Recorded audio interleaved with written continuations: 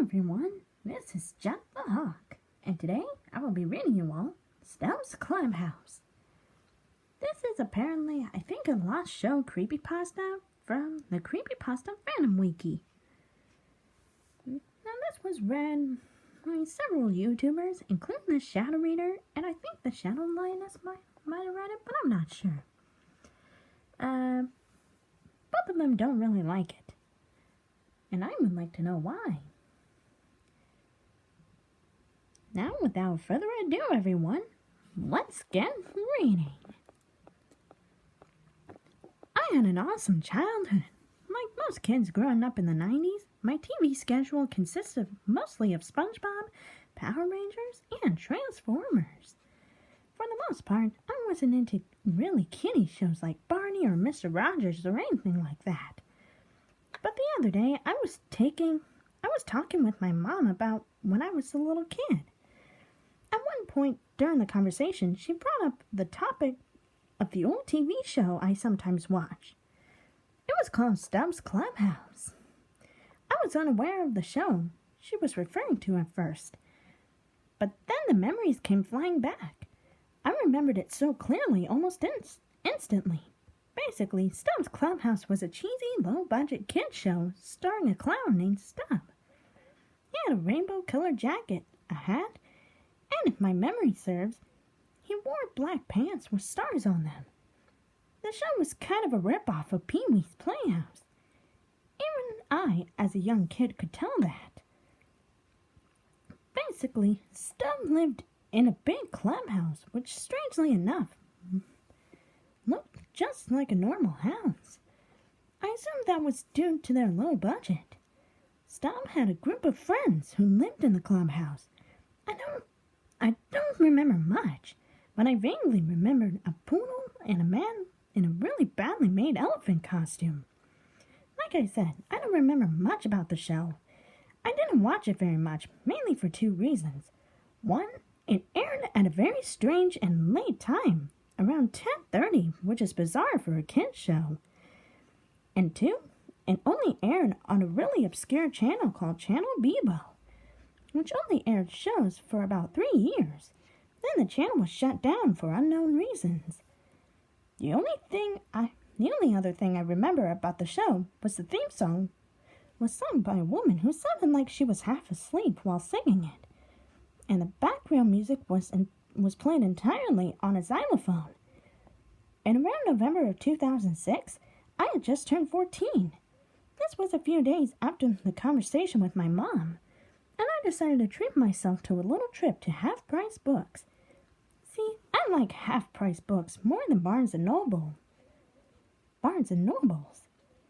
because you can find older books and movies, as opposed to their up-to-date stuff at B&N. So I was browsing through the videotapes, searching for a tape of one of my favorite shows, Street Sharks, a show about anthropomorphic sharks that fought crime. I was going through the tapes in alphabetical order, and I had just reached the S section when something caught my eye. It was a tape labeled Stubb's Clubhouse. The case had no logo or picture to indicate it was Stubb. It was just a plain, bland case that had a piece of tape on the side with Stubb's Clubhouse written on it in black Sharpie. I was still kind of curious about the show that I barely remembered, and plus I couldn't find Street Sharks. So I decided to buy Stubb. It was pretty cheap, even for a half-price books tape, being only 75 cents, but hey, it was a bargain. I took it to the checkout counter. The woman working there looked at the tape and then stared at me. She timidly asked, "Are you sure you want to buy this tape?" I politely said yes, and she rung it up. I went home, got out my VCR, and hooked it up to the TV in the living room where my 6-year-old sister Emily was playing with Barbies. She asked me what I was doing, and I told her that I had gotten a tape of half-price books that we could watch together.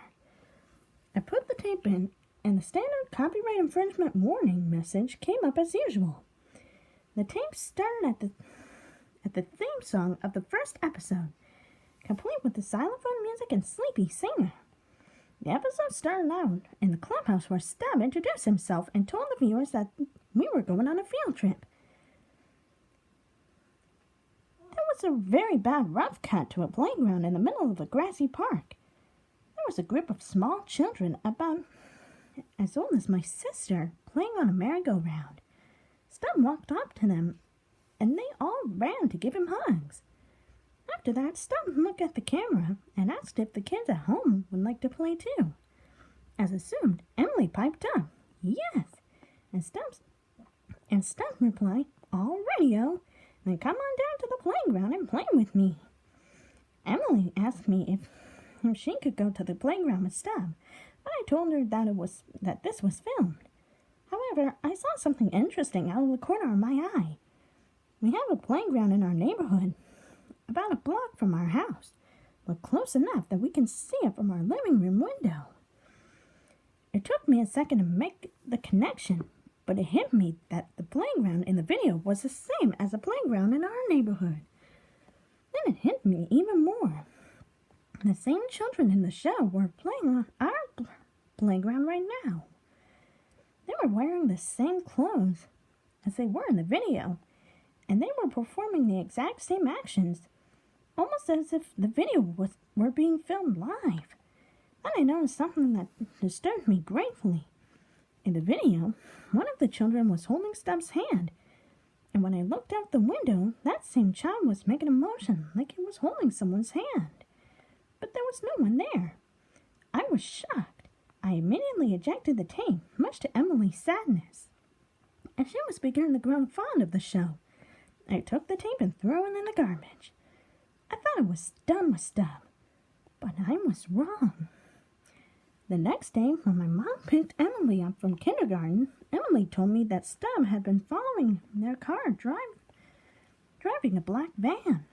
She said she had looked out the back window, and saw Stubb behind the wheel of the van. She told me that she had told Mom, but Mom didn't see any cars or vans whatsoever in her rearview mirror. Emily told me she was confused and somewhat worried. I told her not to worry and try and relax and let an adult handle the situation. That night, I went against my best judgment and decided to fish the tape out of the trash and watch episode 2. The theme song started, but something was wrong. The xylophone was very distorted, and the woman's voice was a lot deeper and a bit messed up as well.